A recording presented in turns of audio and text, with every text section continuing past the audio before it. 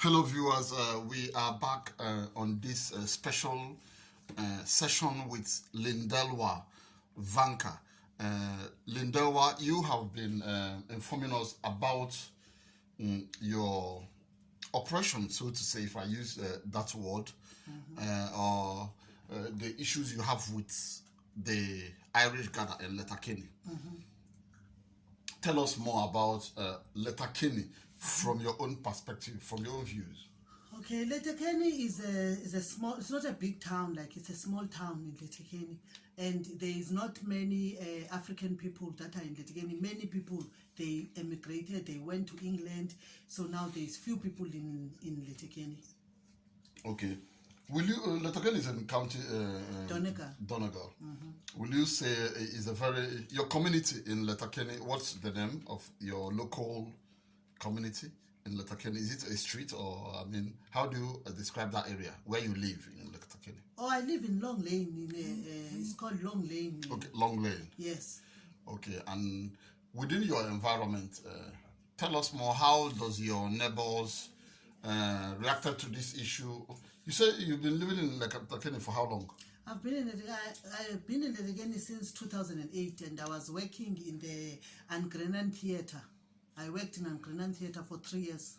Okay. Yeah, and then when the job got finished in Angrenan Theatre, I did bioscience, Bachelor of Science, which is called bioscience. Okay. And then I did honors I did that for 3 years, and then I did 1 year honors in pharmaceutical science. Okay. Yeah, and then now when this situation occurred, I was busy doing a course, which is a community work course, which is affiliated under the Maynooth University. Okay. Yeah. Interesting. And tell us your experiences, your personal experiences, and maybe that of your children since you came to Letterkenny. Okay. Ever since I came to Ireland, I moved. I was in Cork and I was in Kildare, and then I came to Letterkenny. Letterkenny is a very, there's so much racism in Letterkenny. Ever since I came to Ireland, there is no county that have experienced racism like the racism I've experienced. Are you serious? Yeah, positive, 100%. Will you're giving a blanket description of Letterkenny. Yeah. You mean you don't have friends in your environment?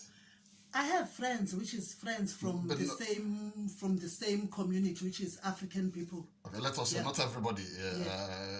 You don't feel welcome. racism. Yeah, you don't feel welcome. Yeah, Letterkenny is like, they are clannish. They are not welcoming to people from from outside of Letterkenny. It's not like Dublin. No, it's not like Dublin. It's not like Cork. It's not like Kildare, where I lived. Okay. Like my children as well. I stayed in Letterkenny because of my own children, because my children didn't want to move again.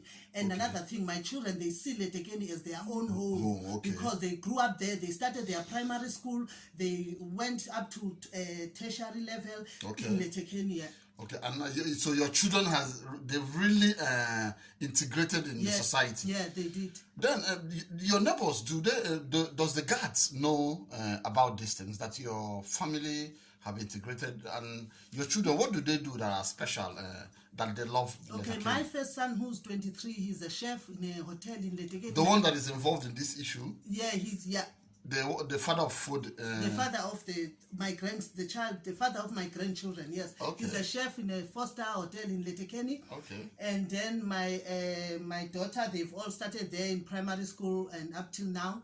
And then my other daughter, Sinead, she's so active in basketball. She play in a local level and she play in a regional level. Now, due to COVID, she was supposed to go for trials to play for on an international level. Okay. Does she play for Ireland?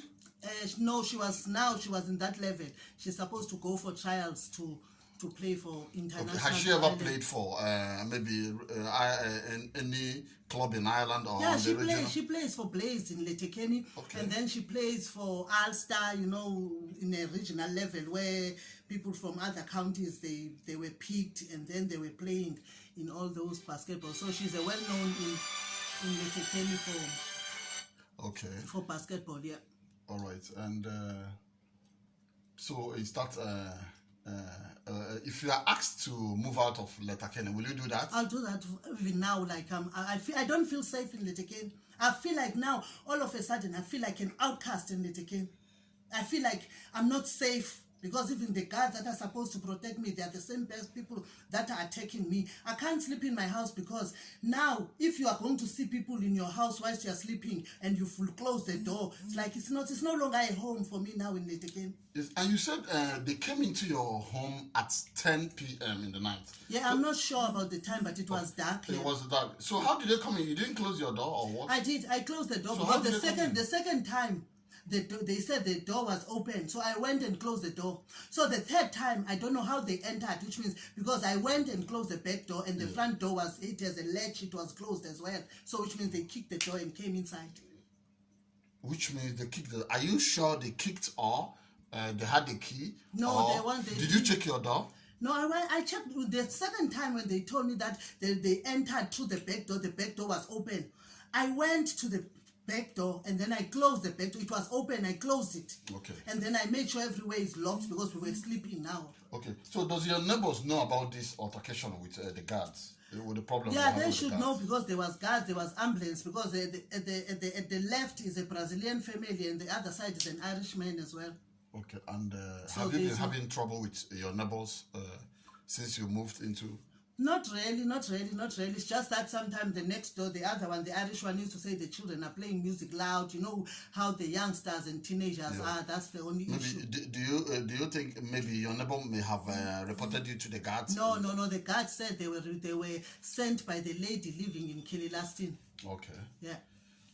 So what do you want from the public?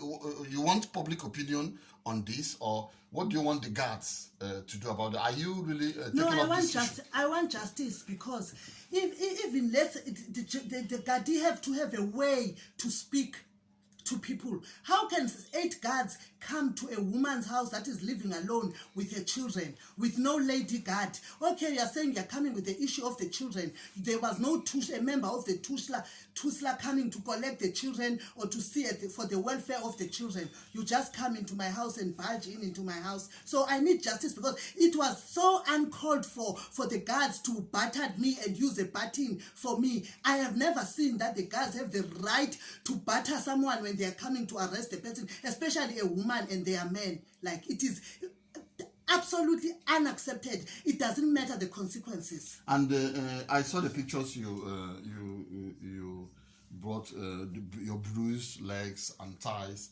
And so, did you report to the doctor about it? No, when I went to the psychiatric hospital, the doctor told me that here it's written there that I came with the bruises and all the places that have the bruises. Do you have a paper to that notice? No, it's in the hospital. I didn't really follow it up, but I'm still going to go to the doctor because my body is very sore. I can't sleep even if the side where I was battened is swollen like.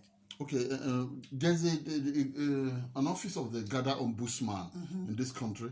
Have you made a report to that? Yeah, we did. My daughter sent an email and they've called us 2 times trying to rectify the information that we've brought forward to them. And you have confidence that they're going to do something? When we're talking to them, they will look like they were interested into the situation. They were wanting to do the follow-up, so I don't know. I don't know. Okay, generally, what is your final...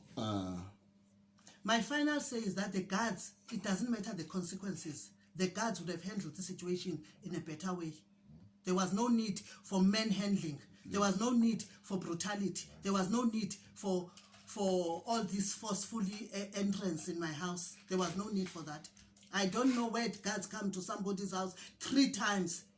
Now, you have to know that there was a motive for these guards coming to my house 3 times. There's something beyond this whole thing. This is not just, there is more to this than it meets the eye.